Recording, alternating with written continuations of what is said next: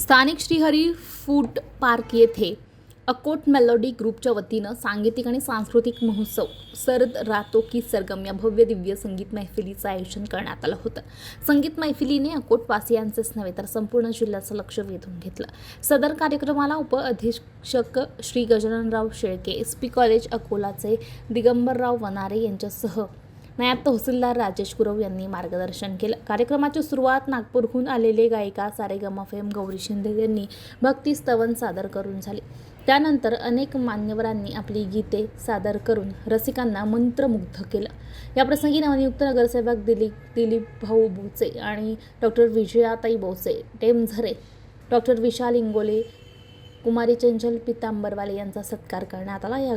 यावेळी अनेक मान्यवर, नागरिक, महिला वर्ग, प्रतिष्ठित नागरिक मोठ्या संख्येने उपस्थित असल्याचं पाहायला मिळालं.